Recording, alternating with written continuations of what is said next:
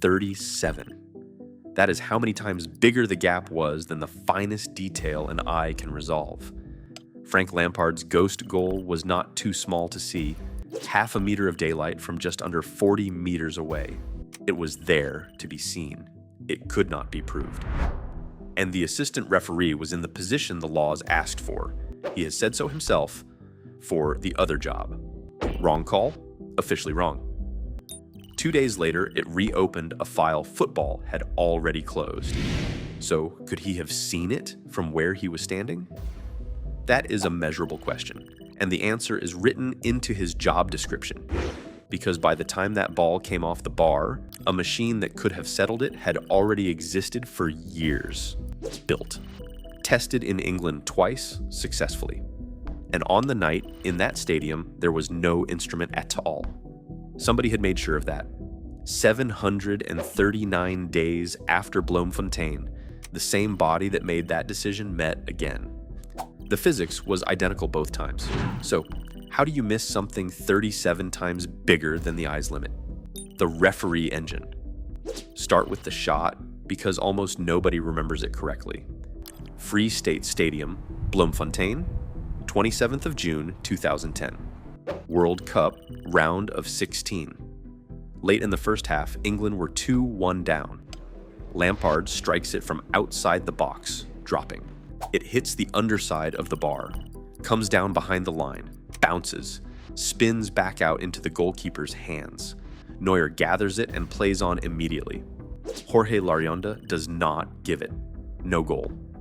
Everything you just watched is our reconstruction, built from coordinates. There is no broadcast frame in this video, and there will not be one. So how far over was it? If you have ever repeated a figure, it was probably half a meter. Some retrospectives say 2 to 3 feet, which is 60 to 90 centimeters. Notice what that is. A range. 16 years later, it is still a range, because no official measurement of this goal has ever existed. Germany won 4-1, 2 Müller goals after the break. We claim nothing about what would otherwise have happened, only that the miss was not close. You already have an explanation for this one, and it has 3 parts. Too fast. Too far. Too small. 2 survive. 1 is false, and it is the one you have heard most. 3 assumptions on screen, where you can argue with them. A World Cup pitch is 68 meters wide. The ball's resting point, central in the goal, half a meter behind the line. And the assistant on the touchline, 20 meters up, a figure we take from his own account of where the play developed.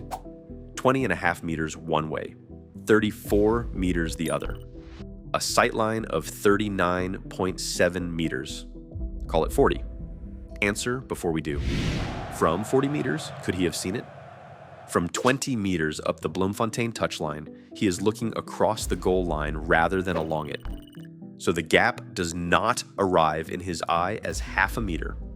It foreshortens to 43 centimeters, 2 footballs wide, 43 centimeters at 39.7 meters.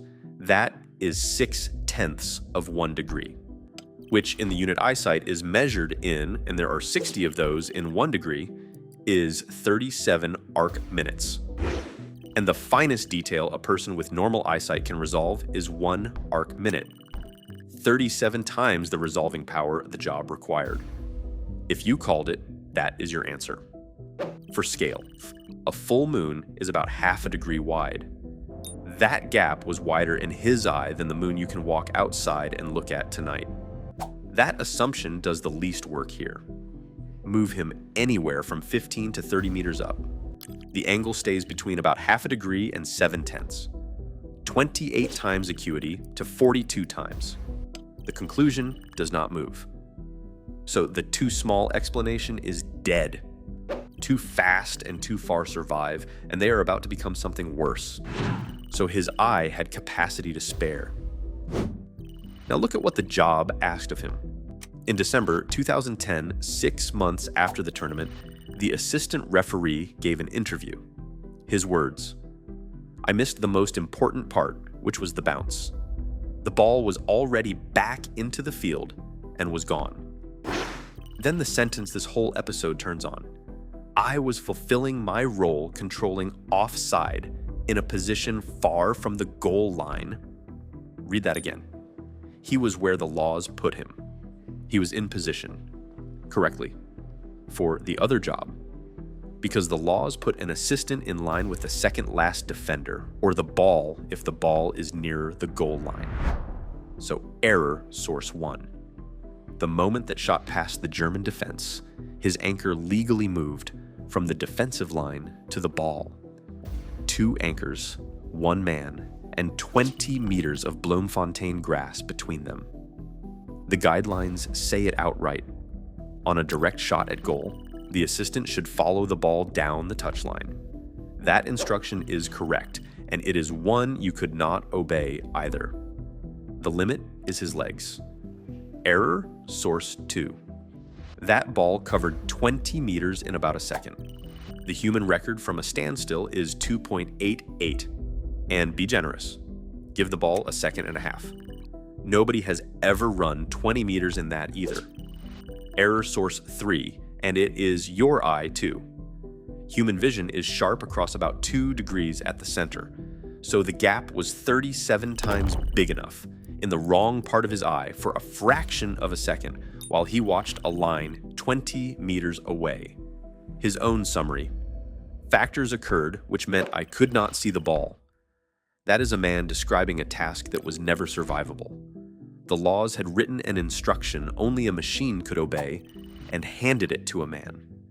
Here is the part that should genuinely bother you, and it is not the part people get angry about. The footage existed. It was on television within seconds. Everyone watching on television knew before the restart. The 4 men whose opinion legally counted were the only people in the stadium not permitted to look at a screen. But footage is not measurement, and in that stadium, that distinction was everything. Nobody with any authority measured this. Not that night. Not since. There is no FIFA figure for how far over the line that ball was. FIFA apologized for the decision. FIFA never published a distance. Those are different acts. On this channel, the sentence we say most often is that the margin was smaller than the error bar. Here, the margin was enormous.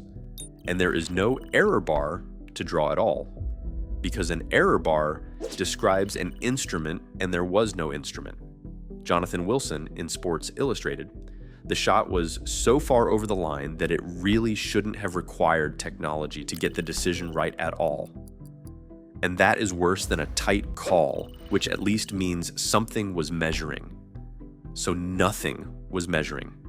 And the biggest, most visible error is the one such a system always produces. So why was nothing measuring? You were probably told the technology was not ready. 1996. Oxford. 2 engineers, Ian Reed and Andrew Zisserman, publish a paper called Goal-Directed Video Metrology. 2 ordinary broadcast cameras, projective geometry, and an answer to a goal line question. They aimed it at 1966, which is a different episode. And be precise, because precision is the point.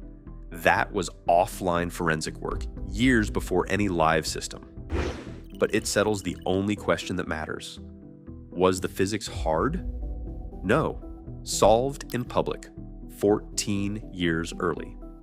Then the live systems arrive and the trail is documented by the Premier League itself. 2006. IFAB grants permission to test goal line technology in non-competitive environments. The Premier League takes it to Fulham's ground and points cameras at a goal mouth. A year later, it moves to Reading's training ground and does what it was built to do. It works, which is where this stops being a story about engineering. March 2008. IFAB rules out the use of any technology in football. Any. Not this system, not that vendor. All of it closed. 27 months later, a ball comes off a crossbar in Bloemfontein. So in Bloemfontein, the machine was missing for one reason. It had been decommissioned by a vote, which means the thing football was short of in June 2010 was never cameras. It was short of a reason. 29th of June 2010, 2 days after the match. Sepp Blatter publicly apologizes to the English and Mexican football associations and puts technology back on the IFAB agenda. Mexico, because Argentina's Carlos Tevez had scored against them from an offside position the very same afternoon. An apology from a governing body is a real thing. It is an institutional admission on the record. Notice what an apology obliges. It obliges a governing body to act. It obliges nobody to measure. No rule anywhere required a figure, which is why, 16 years on, there still is not one. That same afternoon in Johannesburg, something happened that shows you the real shape of the problem. A replay of the Tevez goal went up on the stadium's own big screen. The screen inside the ground, not a feed in a living room. The players could see it. A fracas broke out. The officials in the middle were the only people forbidden to use it. Back in Bloemfontein, the goalkeeper gathered the ball and played on. Legal, and we attach no adjective to it. 4 officials, 4 sightlines, and 1 line on that pitch that belonged to none of them. We are not running the alternative match, and nor is anyone else. Germany won 4-1. That is the result, and it is the only result there is. What we can tell you is what the miss bought. Lampard, 4 years later. It changed the game for the better, so I'm pleased about that. He is right. The uncomfortable part is how. The file reopens. 9 months of international testing will lead up to that vote. While it runs, football gets one more warning at somebody else's expense. 19th of June, 2012, Donetsk. Ukraine, the co-hosts, playing the last game of their group against England. Marko David's shot fully crosses the line. John Terry hooks it away from behind the goal line. Not given. 5 officials were on that pitch, and one of them was standing on the goal line. UEFA's answer had been one more human. Ukraine's coach Oleg Blokin. There are 5 referees on the pitch, and the ball is 50 centimeters behind the goal line. UEFA's own refereeing chief, Pierluigi Collina, afterwards. The ball crossed the line.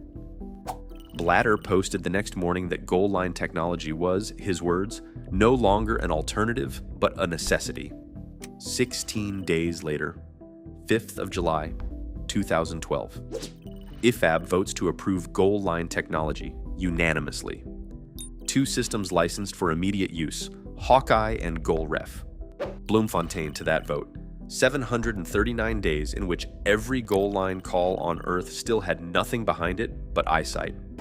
So what did football buy, and what did it decide you would not be allowed to check? 7 cameras on every goal, watching the ball and nothing else. Its license permits an error of 3 centimeters. That is FIFA's own quality standard, and it is the honest number. You will also see under a millimeter quoted. That is the vendor's claim about itself, and we label it that way.